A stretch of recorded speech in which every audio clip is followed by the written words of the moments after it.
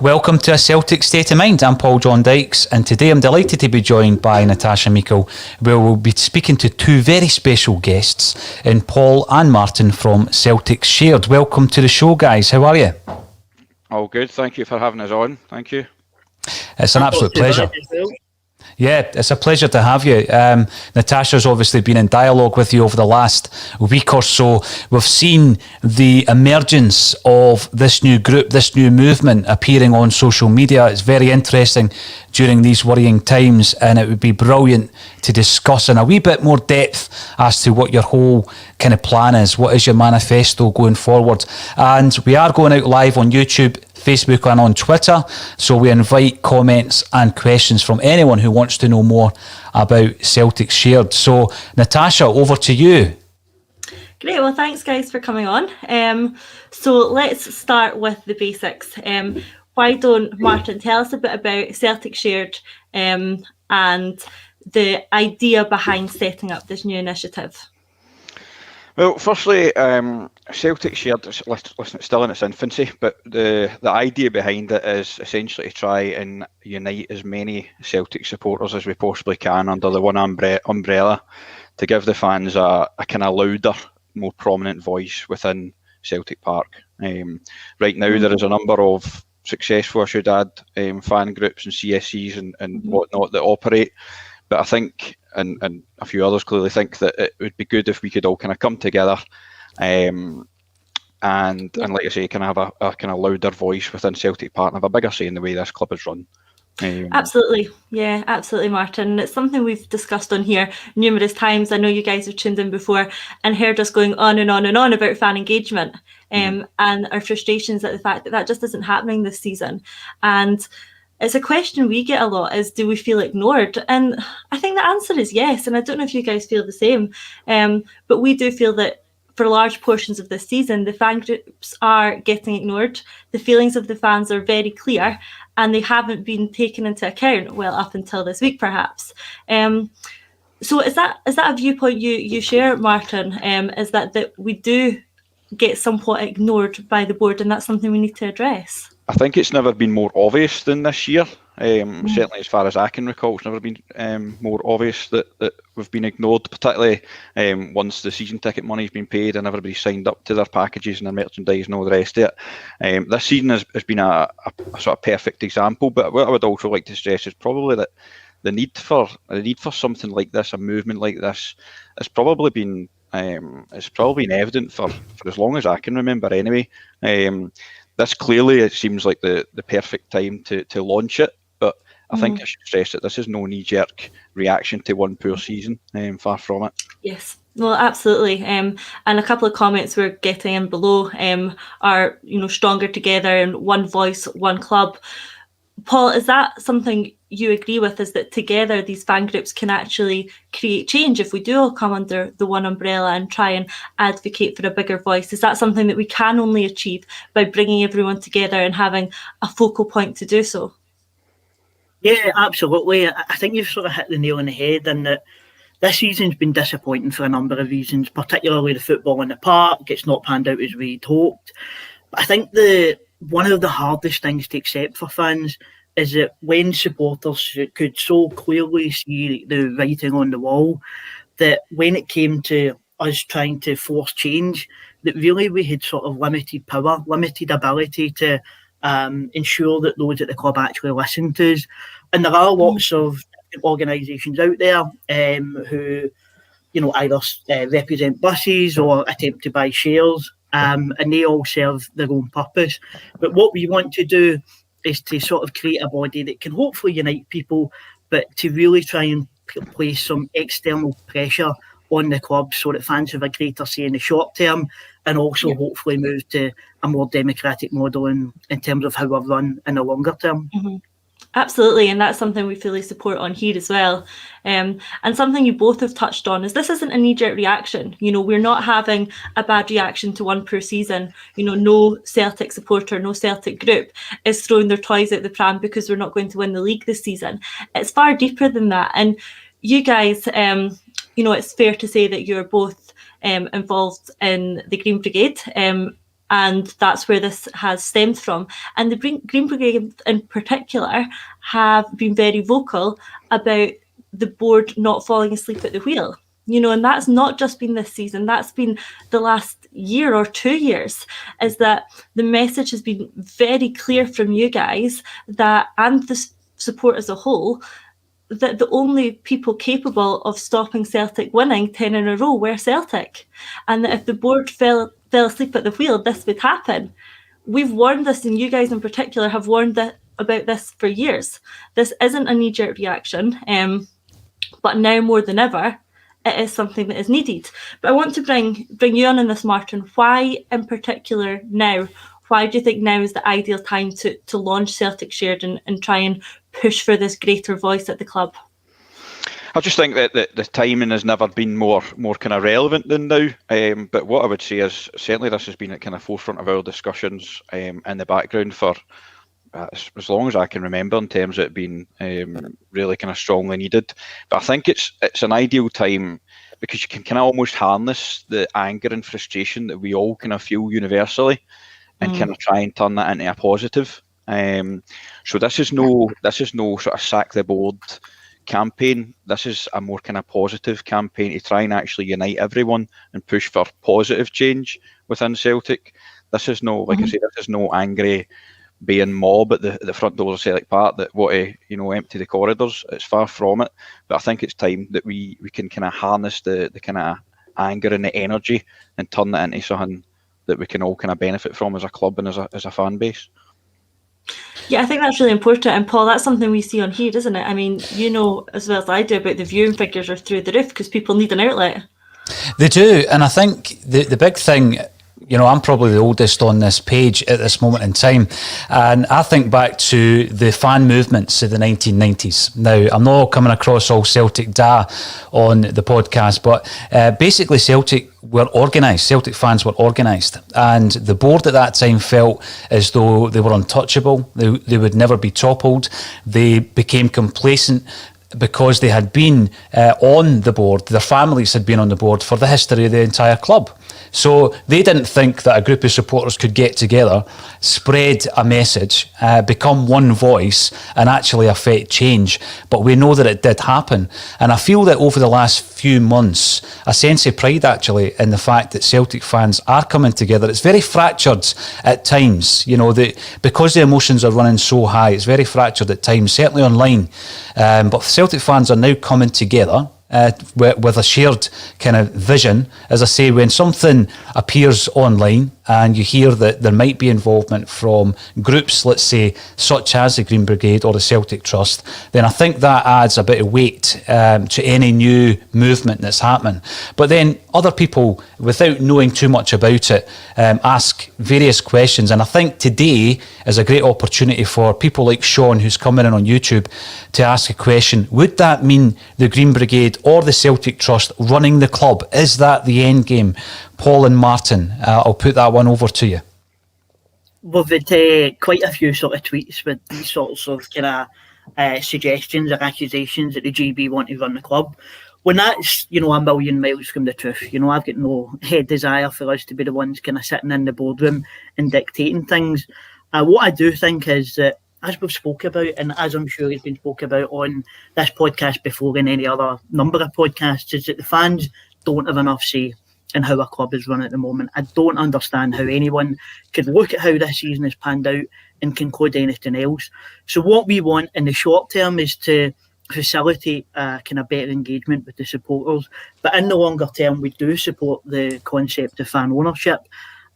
We do think that the Celtic Trust are the only viable vehicle for that. But in terms of the way that the trust is set up in such a way that anyone who joins the trust co-owns the trust.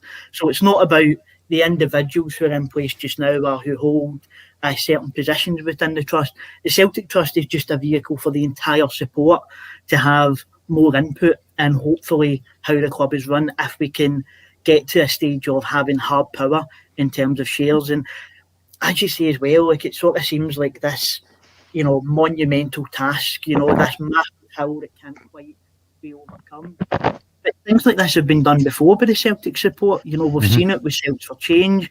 We've seen even the Fans Against Criminalisation campaign against the government and the police and the apparatus of the state. And as difficult as things seemed, and as long as those campaigns took, they eventually were successful. And I wouldn't ever write off the Celtic support in terms of what it can achieve if we can work together. 100%, and you've made a great point there.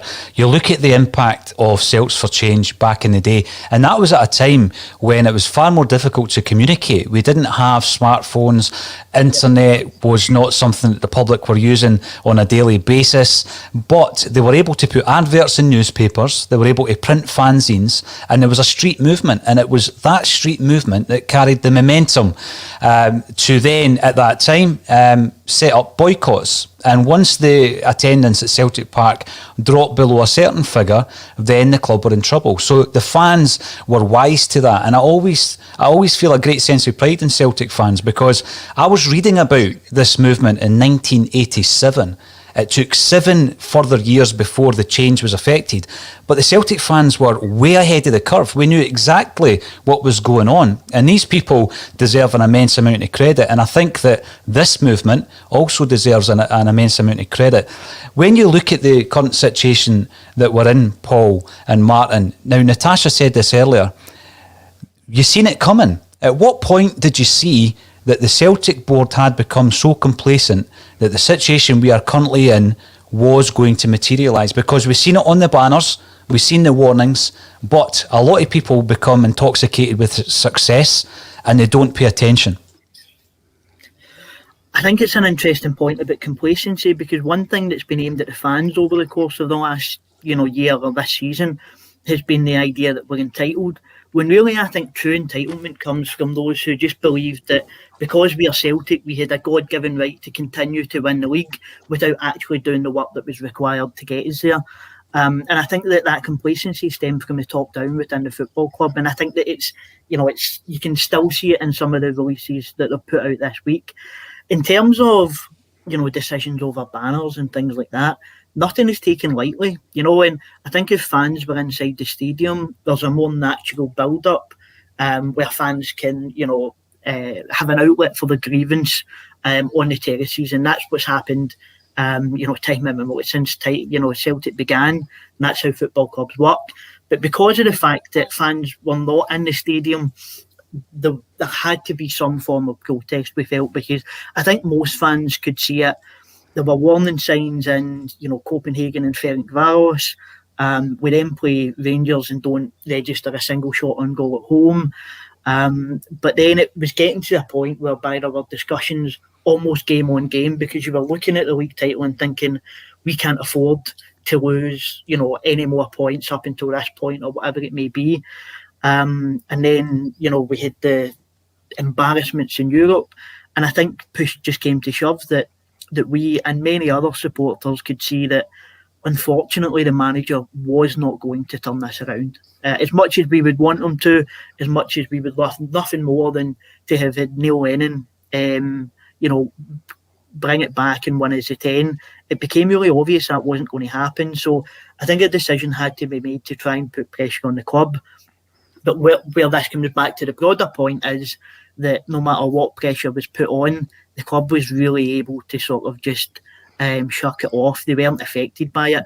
And to be honest, this week's announcement actually came as a shock to everyone, because we had become so numb to this season, numb to the defeats, the humiliations, that nobody that I know was even talking about the potential for him to go, because we all almost resigned ourselves to the fact that they weren't listening to us.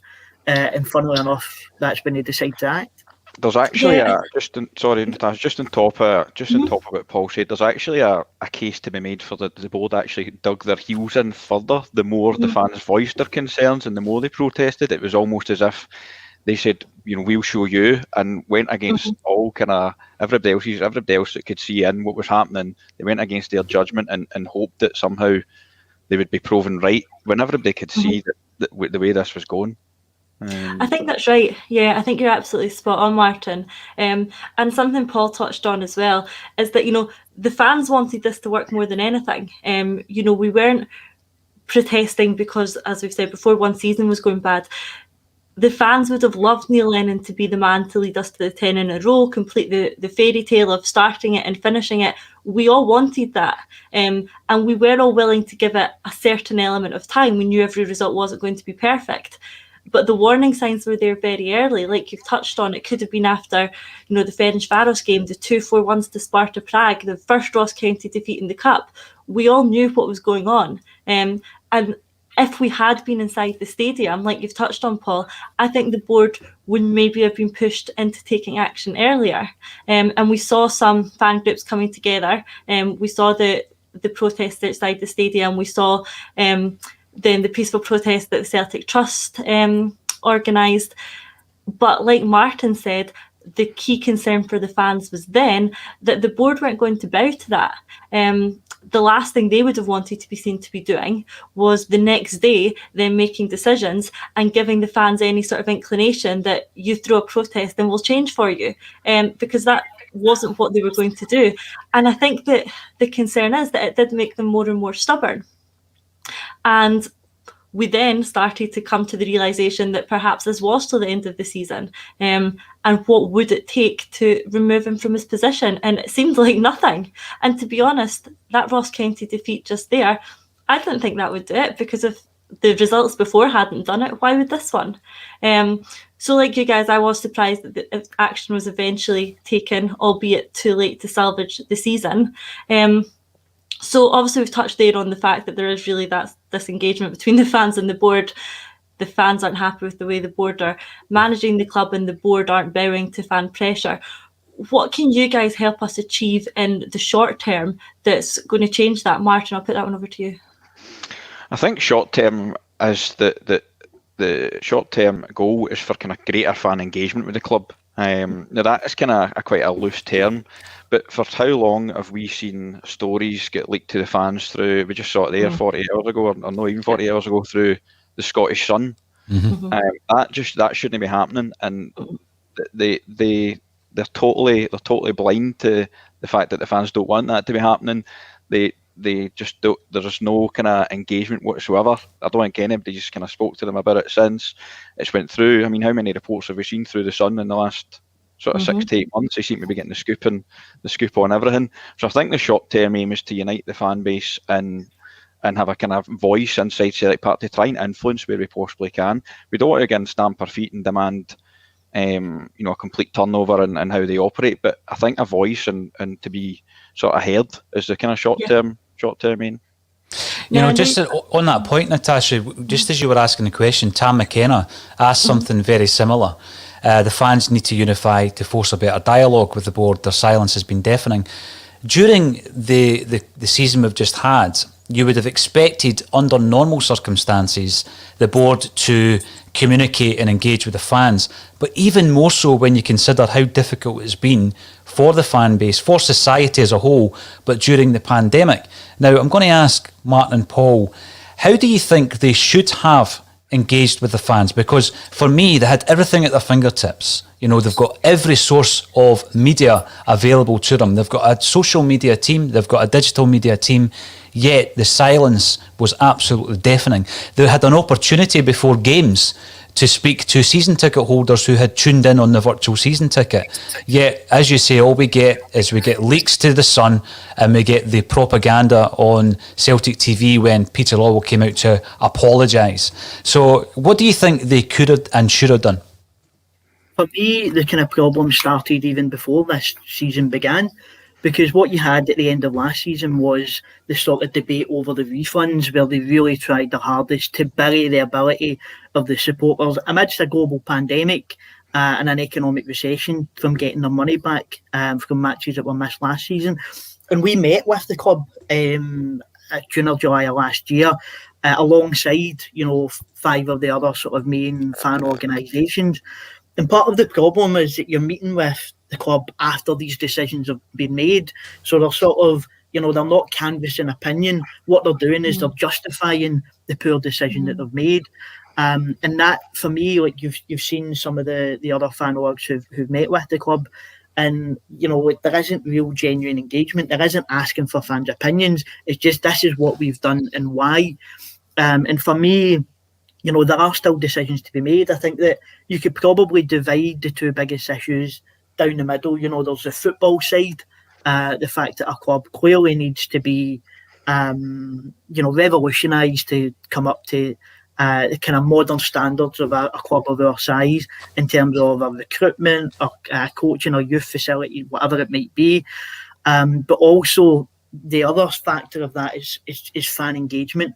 And for me, we've got one issue that's still hanging over that I don't think that can be put to the side, which is what are the club going to do about the value of the season tickets? Because there won't be many clubs, I don't think, across Europe who have 53,000 full price paying season ticket holders who haven't given anything back to their supporters. In terms of across Europe, across the UK, clubs have either put season tickets, not sold them for the year or gave pro rata refunds, whereas we've heard nothing from the club. And I think that this is just one issue whereby there should be proactive engagement on what do the fans expect here, rather than making a poor decision and explaining it to us after the fact. And that's what they've done in both a fan sense and a football sense. And I think that's where there has to be change. I completely agree, Paul. There has been disengagement all season, but none more so than the season ticket issue, because that's an issue that literally affects every single season ticket holder. Now, people are paying not insignificant amounts of money to watch a very substandard stream on their TV at home. You take a household who has, 4 season tickets, all watching one stream that, cuts out every few minutes or sometimes doesn't load. And, that's a significant amount of money people are paying. And the club need to recognise that, we're in the middle of a pandemic, which is affecting people financially in all manner of ways. And a season ticket is perhaps no longer going to be an essential, but it might end up becoming a luxury that people just can't afford anymore. And they need to recognise the fact that they have got this money from people and they're not providing the service that people signed up for. So while they've not acknowledged how they're going to deal with that this season, they've also not acknowledged how they're going to deal with that next season. And like you've said, it's frustrating to think that the board or the club will sit at Celtic Park and make this decision and then tell us about it. Because if you're not in touch with the fan base, you're not making the best decision for the fan base. It's a bit like being out of touch with reality. They don't know what the fans' thoughts are, views are, position is, finances are. How can they be the ones to make the best decision on this key issue of the season tickets and the added value? So I'll put that one over to you guys as well. What do you think the club should do? What do you want to see happen, both in terms of the value we've got this season and with the season tickets next season?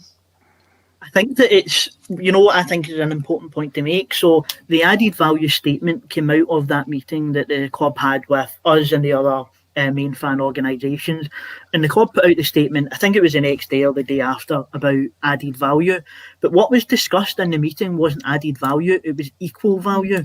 At the time, we were sort of expecting, things were maybe a bit brighter in terms of the pandemic. We expected to maybe miss 5-6 games and then get back. So the discussions were centred around, what are you going to do to refund us for those 5 games? Can we get those maybe 1 or 2, 3 games a season on our book until it's squared off? So, for Celtic to put out that statement and then trying to pretend that getting in a high quality production team for Celtic TV counts as added value is just nonsense. The Celtic support has invested well over 25, potentially £30 million into the club almost as a donation this season. To put that into perspective, Dermot Desmond is our major shareholder, and he invested, I think it was £35 million between 1995 and 2005 to get those shares. So for me, it's as simple as the fans have paid for a service that they've not got. In terms of, you could definitely deduct off that the price that you would maybe pay for Celtic TV if you were abroad, because that's the same service you're fundamentally paid for. But that amount that's left over, fans are owed in whatever way, shape or form. That can be refunded, that can be discussed.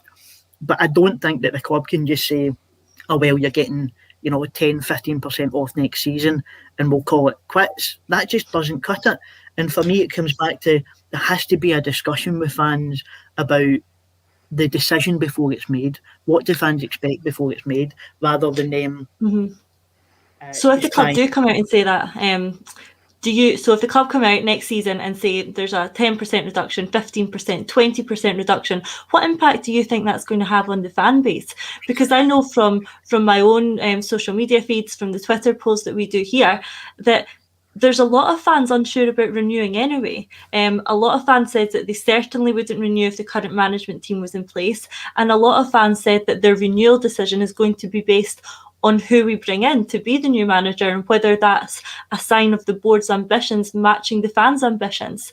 So if the club come out and say that there's going to be a 10-15% reduction in the value of season ticket next year, they don't tell us what their plans are for a new manager, and the renewal forms come out in March, what impact do you see that happening? Martin, I'll put that one over to you. It's going to be a very hard sell for them anyway, put it that way. I don't know how they're going to price this or what they're going to come up with, if anything, in terms of refund or reimbursement. But if they try and start to sell renewals in the next sort of 46 weeks, while things are so grey, I just don't see the uptake being very high at all. That is obviously taking into effect. That's before we take into account, people's own kind of personal financial circumstances as a result of the last 12 months as well. Just to kind of touch on what Paul said, I just kind of get my head around the picture of sort of 4 or 5 sort of rich guys in the middle of the boardroom trying to come up with a way of how to reimburse, so many people who have paid so much money. They're totally out of touch, without actually consulting any of the supporters in terms of what's important to us. But now, like I say, in terms of trying to predict season ticket numbers for next season, while things are so great, it's pretty much impossible. But I don't imagine the uptake being pretty high, certainly at this stage. A question coming in on YouTube from Kevin Hamsey on the Celtic shared. Is this for all fans, non-season ticket holders and season ticket holders? Can everyone be part of this movement? And it ties in with another point coming in from Caplo Mark. Why have the club never offered a membership to the wider support? Worldwide would be huge. That's something that comes up quite a lot, Paul. So could you just explain to everyone that what you're doing is for the wider Celtic community, for the wider Celtic fan base? Yeah, absolutely. So we've tried to put that out on Twitter. We've also tried to contact different supporters buses and fan media and anyone really that we think we could at least sign up to. We're still in our infancy in terms of deciding on structure, so it's certainly been sort of driven by the GB at the moment, but the hope is to sort of gradually move to a more democratic model if you can get more fans involved. We've got all our kind of email details on Twitter, and what we're doing at the moment is just collating the email addresses of fans who want to get involved, and we'll be keeping them updated. We hope to have an online meeting next week where rather than going and telling fans kind of what our plans are, and we do have some things in mind. I think what we want to do more than anything is the Neil Lennon issue is now done, right? It's gone. At least that kind of cloud is removed, and hopefully that the division that comes with it is gone. But what I think is important now is if people want to get involved, get in touch, come along to the meeting. And what we would like to hear from fans is, what are your concerns? What are your biggest issues at the moment in terms of how the club is run? And then that we can take that feedback back and then hopefully begin to put it into action in terms of external pressure. Because as I say, there's already lots of organisations as well who do their jobs well in terms of discussion with Celtic internally. But I think they need a bit more external pressure to make them act in the way that is required. And it's obviously difficult. We're living in slightly mad times. It doesn't look as though, we're going to be out of lockdown anytime soon. We're going to be maybe getting back into a kind of tiered system from April. So it's going to be difficult to get people together physically for the time being. So what we need to do is get together, and it can be fans, who have season tickets. It can be fans across the world. You talk about, the membership like that. I think is it Benfica that has, the biggest membership of supporters in the world. And they're in a sort of similar position to us in the sense that they're a big club in a smaller league, a huge passionate fan base, and also quite a wide diaspora beyond their own borders. And it's something that they use to their benefit. But from a Celtic Shield perspective, what we want is as many to get involved, as many to get in touch as possible, as many ideas, as many suggestions, and we'll do our best to take it on board and hopefully try and put as much into action as possible. I think just to kind of piggyback on that, an important point to make is as much as it's the GB that have kind of got this off the ground, I would really encourage anybody, because I don't for 1 minute think that absolutely everybody supports the Green Brigade and loves what the Green Brigade do and all the rest of it. Yeah. I appreciate there's some who are far from supportive. However, this is no, as much as it's the Green Brigade who are, like I say, are kind of getting it off the ground, it's not going to be the Green Brigade who are probably going to be driving this forever. We'll work with anybody, and we want to get everybody in under the kind of one umbrella and to kind of put prejudices aside if they possibly can, and kind of just come along and hear what kind of plans are in place. So I'd encourage that. It's important to say as well that because of the size of the Celtic support, we've tried our best to get in touch with as many like buses and CSEs as we possibly can, but we're going to have missed some. You know, it would be physically impossible to capture the entire Celtic support in our first attempt. So I don't want anyone out there to be, offended if they've been sort of they've slipped through the net. So don't hesitate to get in touch, and we'll do our best to keep you informed. And as I say, hopefully we can have some form of kind of meeting discussion within the next week or two, and we can begin to really hear what people want to see happen.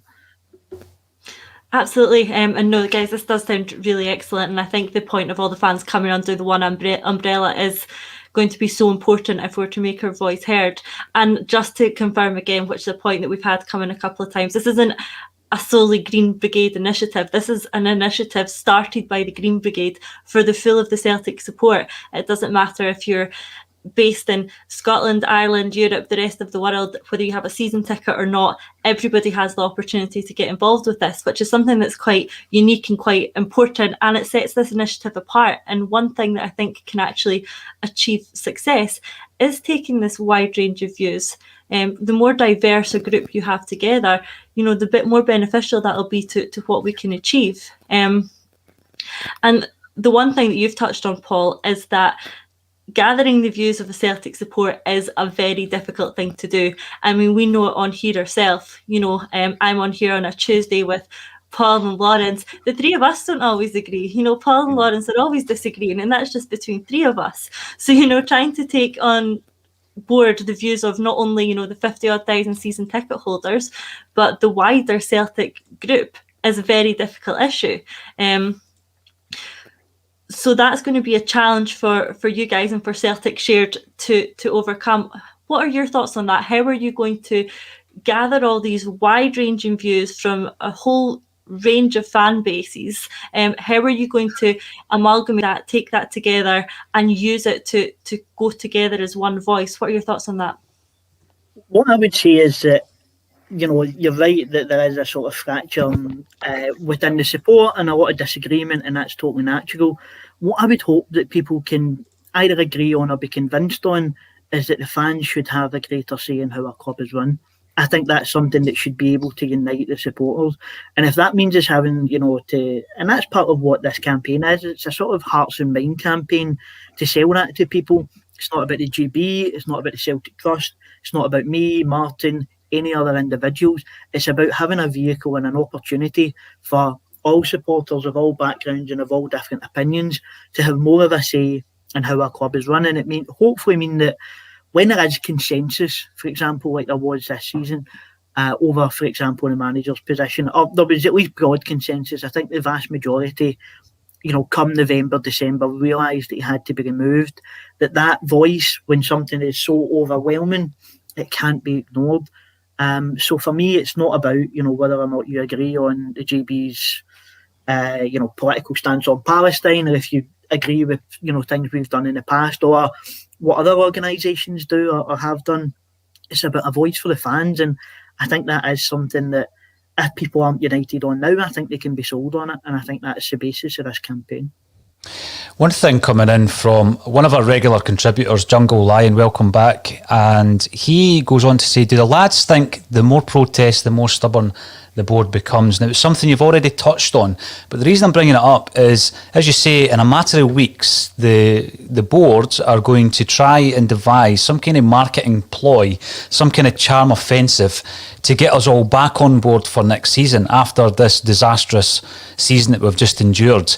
Now, with regards to what Jungle Lion is saying there, do you think that it really is a situation where they don't understand that if they don't get something in place, and by something I mean a vision, sometimes it may not actually be someone is appointed at this moment in time because they can't get the job until June or July, let's just say for argument's sake, but they need to sell us a vision. They need to tell the Celtic support, this is what we're going to be doing over the next 3 or 5 years. You looked at the Brendan Rodgers interview yesterday, and he was talking about how the new Celtic manager needs to have more control over the players that he brings in. Now, we know and have known for a long time the interference of the CEO up to this point, and that was interference with player recruitment, interference with putting together a coaching staff for Neil Lennon. So when it comes to the club actually giving us their vision by trying to sell us this season tickets, do you think that will happen without the engagement? Because up until now, I wouldn't expect the club to be engaging with us, going by past performances this season.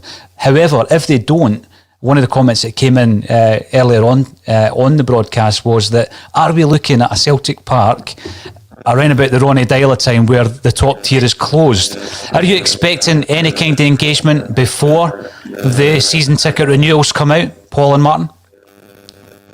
So in terms of the kind of question that was put there about, did the board become more stubborn?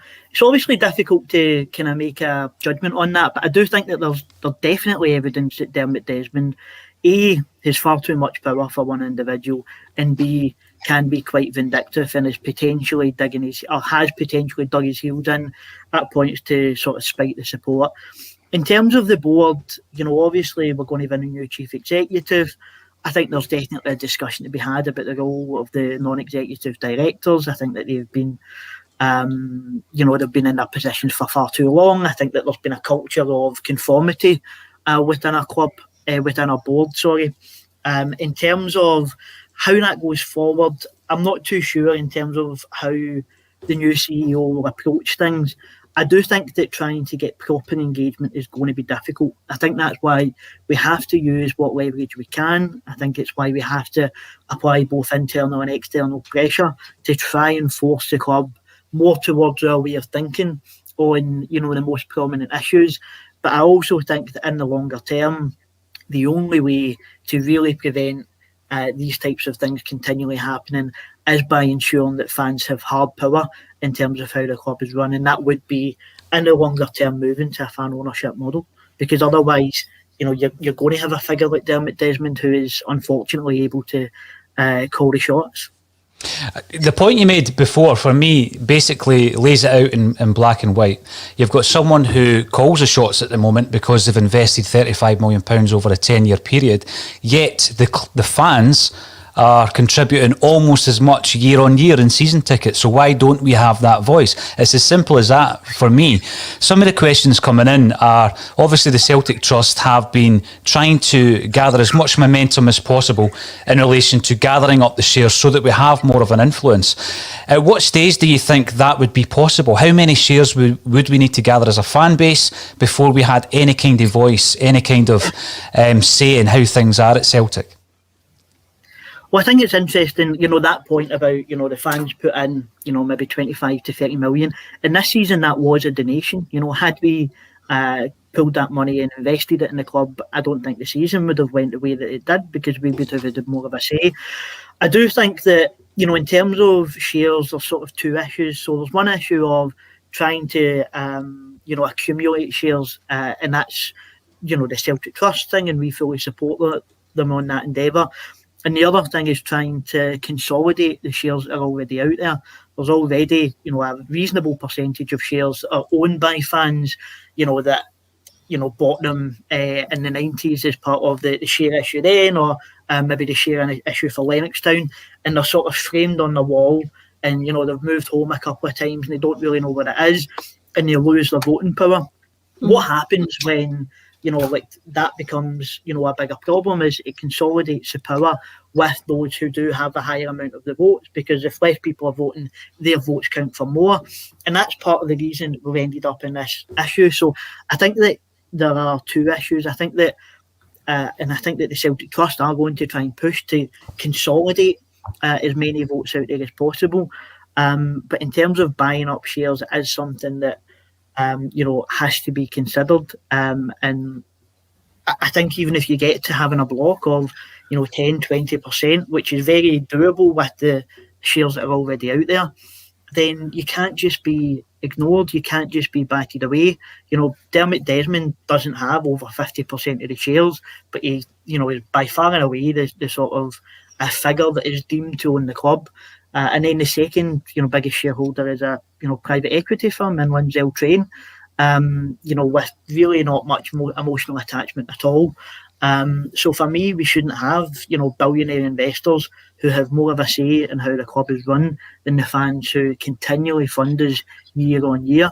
And it's not like we're an English club, like relying on TV money. The fans are the main source of income for Celtic Football Club. So for me, there has to be a model of some sort to move to a more democratic ownership of the club.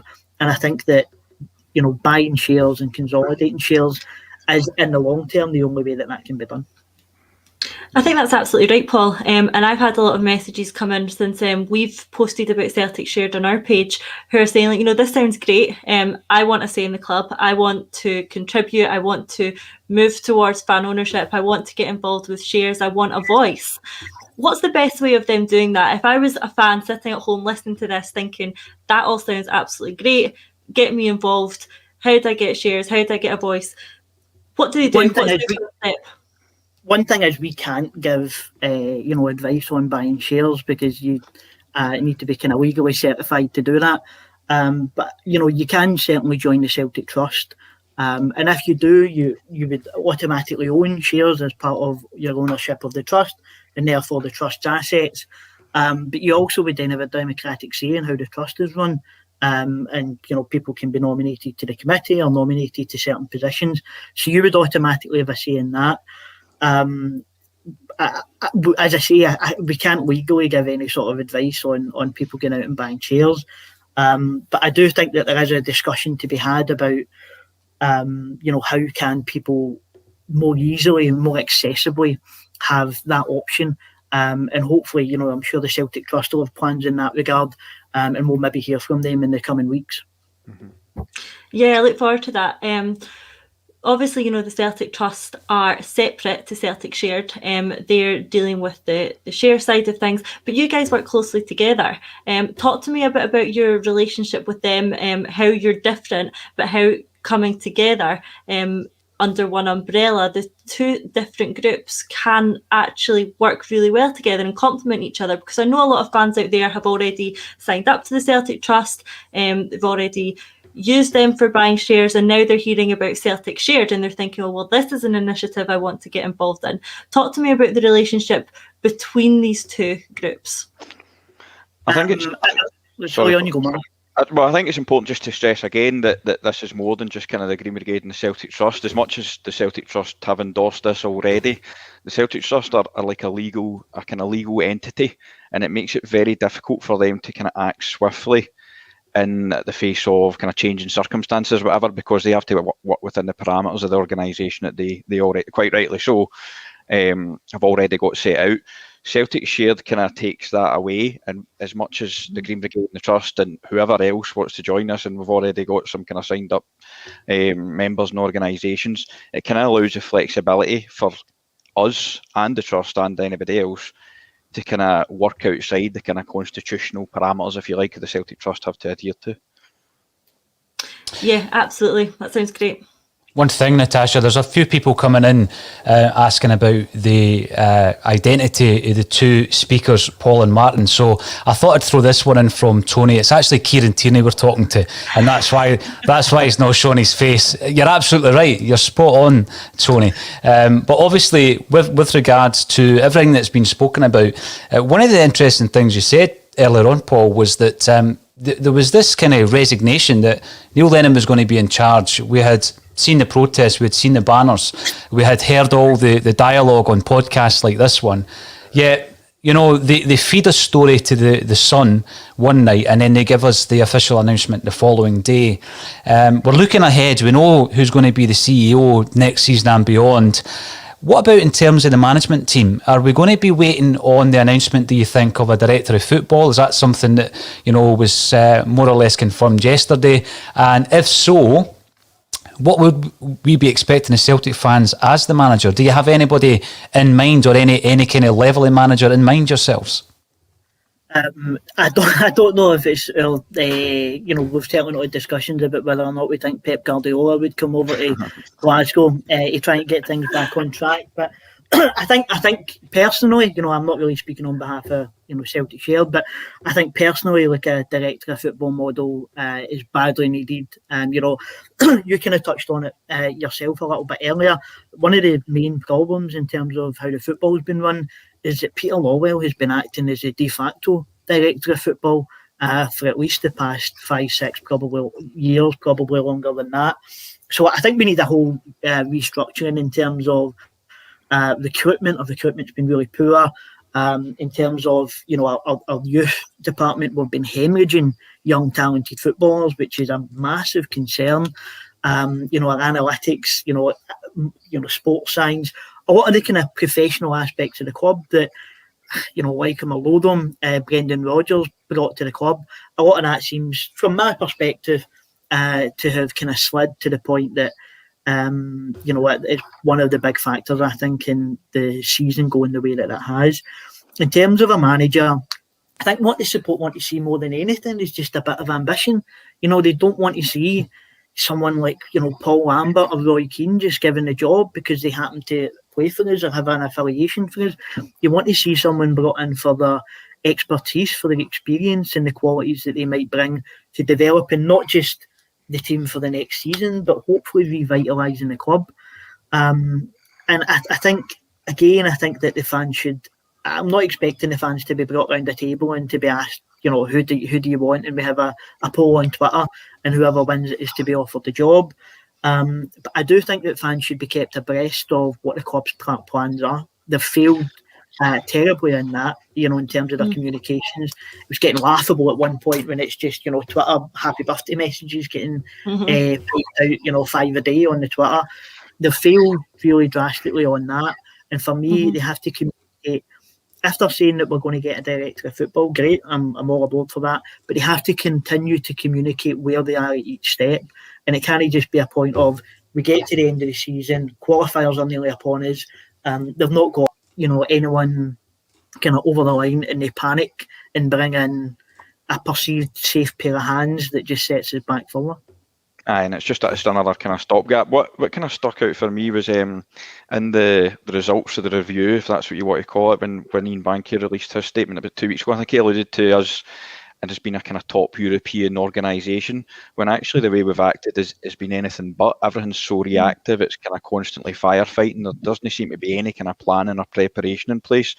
And as far as I'm concerned, that's not how a top European club operates. We're miles behind in terms of how a top European club operates. And hopefully the director of football, sporting director, whatever it is you want to call it, is the kind of first step in terms of modernising how we operate as a football club. What was funny about that Bankier statement was that it's sort of asking the fans to trust the club on it. And you're like, well, what have you done over the course of the last year to deserve that trust? And I think that's why there has to be greater explanation of what the process is going to be this time round. That's absolutely it. And it's a comment we've got coming in from Baravchik25 on YouTube, is about this engagement. He says that he's been following the side home and away, including Europe, for over 50 years and have never ever felt remotely engaged with the longest relationship of his life. And that's the point. Celtic fans put their time, their money, their passion, their energy into this club. And we're not getting any of that back. The board aren't matching our ambition. They're not matching our desires for the club. And if they are, then we're certainly not hearing about it. Something you guys have both touched on is that what we as the fans want and what the board need to do in order to get us to depart with our season ticket money next year is be clear about where they see this club going.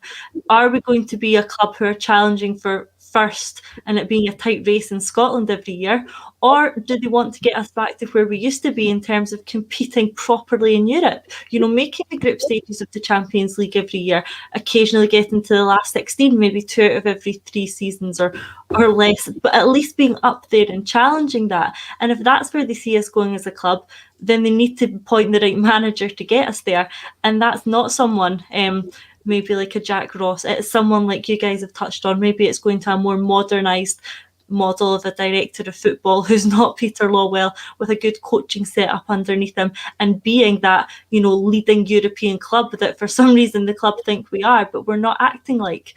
So what I want to see next is the club appointing a manager and appointing a new structure similar to that of the bigger European clubs, and perhaps we can get back to being one of them, because we're not behaving like one and we're not performing like one at the moment. One of the big points coming through, Natasha, we'll bring up some of the comments. James Strachan, the Green Brigade are not interested in true fans, but the next comment that comes up is define a true fan. The Green Brigade are absolutely true fans. But then we do have another point coming through from Richard Murray. The Green Brigade make up half of one single section of Parkhead. That's less than 500 out of 60,000. They speak for very few in my experience. Now, just to underline and highlight what's already been said in that respect, this isn't a Green Brigade movement. You're helping to get it off the ground. You wish to engage with other fan groups. You're engaging with a Celtic State of Mind today and opening it up to our audience so that they can ask questions and you can clarify the way that this is set up. But just to clarify, this isn't the Green Brigade under a different guise. These are comments we hear and read every time the Green Brigade do something. We've never once claimed to be the voice of Celtic fans. We never will. And I dare say Celtic Shared will be the same. We'll never claim to be the voice of Celtic fans. However, we will claim to represent those who have signed up to Celtic Shared. The Green Brigade, when we release statements and do banners and all the rest of the activities, we do that on behalf of the Green Brigade. It's no on behalf of the Celtic support, and it's a criticism, if you like, that's aimed time and time again, and it can be quite tiresome. I dare say, actually, now you kind of read it when some of you guys are going on media, the criticism is saying, well, you're not speaking on behalf of the Celtic support, you're not claiming to speak on behalf of your Celtic support, you're giving your own kind of viewpoint, your own opinion. No, absolutely. Right. And it's something, like you said, that we get levied at us as well, is what gives us the right to speak on behalf of all the fans. We're putting across our view, and if that represents a large portion of the Celtic fans, then fair enough. We don't always agree amongst ourselves. You can't represent the entirety of the Celtic support. And something like, what is a true fan? Is it someone who goes to every game? Is it someone who lives on the other side of the world and gets up at 3 a.m. to watch all the games? It doesn't matter, but I think what's important is that Celtic Shared are representing all of these people, and they are going to give a voice to all of these people should they choose to sign up. And while you can't possibly represent the opinion of every fan of Celtic, you can do your best to take on board the views of the majority and then put forward a majority opinion of your group. And the larger that group is, the bigger and more unanimous the voice can be. So the more people that get involved and the more people that sign up to this and take part, the more prominent the voice and the more opinions we can take on board. So it's a great movement for that. So I think that's something that people should bear in mind, is that get involved, sign up. If you don't agree with their opinions, come and tell you guys, let them know yours, and they'll take it on board. I think that's key. I mean, coming on to a Celtic State of Mind, speaking to an audience who have been sticking with us all season, and thanks everybody for getting involved and basically sharing that information. It's the clues in the name. We're sharing the information, and we're hoping that, you know, enough fans who feel the same way, who might not be involved in a supporters club or watch a podcast, we're able to actually speak to them by all different avenues that we have available to us. So it's been great actually for Paul and Martin to come on and speak a wee bit more about Celtic Shared. Tell us, just before we go, guys, where can we find you online? How can we get involved? CelticShared@outlook.com is the email address if anybody is want to kind of email over kind of for more information on how to get involved and all that kind of stuff. And we're on Twitter as well, and it's Celtic_shared. Is that right, Paul? From memory. That's the one, mate. Aye, Celtic_shared. We do. I mean, what I should add is that it's been a logistical nightmare trying to get a hold of as many CSCs and so on as possible. So we are kind of working through that. But I would strongly encourage any CSCs that haven't been in contact with us yet to reach out. It's not been intentional or anything like that. Just, you can imagine the fan base and how long it's taken. What we're looking to do is set up a kind of virtual meeting fairly soon. And listen, see, even if you're not totally convinced, I'd urge any CSC or organisation to send a rep and you know, attend that meeting and take it back to your members and make a call on it from there. By attending the first meeting that you're invited to doesn't mean to say that you're signing up for anything, but I would encourage people to at least dial in and hear what we've got to say and what the plans are and listen to fellow supporters. Absolutely. I think it's important, just finally, to come back to your point about the kind of GB and the fact that people will have mixed views on it. As I say, you know, we're not particularly sensitive about the fact that, you know, people might dislike us or dislike things we've done. But I think it just comes back to that one final question, which is, should fans have more of a say in how our club is run? And if you think that they should, then this is for you, regardless of what you might think about you know, us or the trust or whoever else it may be. If you think that fans should have more of a say in how the club is run, then we all have to act on it. Somebody used the analogy, and I think it's quite good to kind of round things up on, that the Green Brigade might be starting ignition, but they're not necessarily going to be driving the car down the road. And I think that's, you know, quite a good way to put it. We've kind of got things started, but listen, let's get everybody else involved and see where we can take it. Absolutely. Now, I need to thank Natasha for engaging with yourselves, Paul and Martin, and organising this extra bulletin today. We will be back at 12:30. Thanks everybody for getting involved via YouTube, Facebook and Twitter. And with regards to Celtic Share, thanks for your time, guys. And everybody out there, be sure to check them out on Twitter, drop them an email, and if you're part of a group or a supporters club who haven't already been contacted, then contact Celtic Shared. Thanks everybody for joining us on a Celtic State of Mind.